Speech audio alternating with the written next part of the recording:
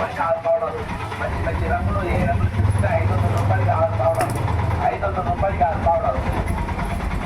పావడాలు అంటే పావడాలు, పెద్ద పెద్ద పావడాలు 500 రూపాయలకి 6 పావడాలు.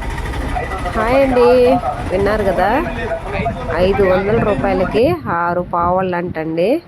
ఇలా వచ్చారనమాట. ఇక 500కి 6 పావళ్ళు ఏంటబ్బా అనేసి ఇంకా తెలిసిన విషయమే కదా. ఇంకా రోడ్డు మీద ఉన్న వాళ్ళందరూ కూడా ఎలా ఉన్నాయి ఏంటి అని చూద్దాం అనేసి వచ్చేసారండి. మొత్తానికి అక్కడ ఆపుకునే దానికి ఆయనకి బేరం అయితే మంచిగానే అయింది.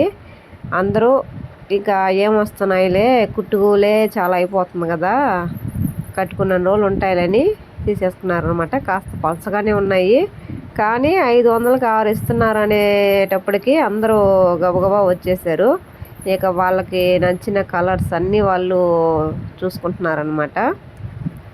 ఇలాగేంటంటే ఒక అమౌంట్ అనేది ఇలా పెట్టేసుకొని ఊర్ల మీదకి వచ్చే వాళ్ళకి వ్యాపారాలు అనేవి బాగా అవుతాయండి. ఎందుకంటే ఒక ఎక్కువ మొత్తంలో తెస్తారు కాబట్టి వాళ్ళు కొంచెం ఒక రూపాయి అటో ఇటో ఇచ్చేసి వెళ్తారు, లాభమో నష్టమో.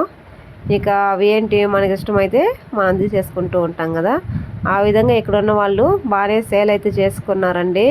వచ్చారు, మంచిగానే అమ్ముకున్నారు.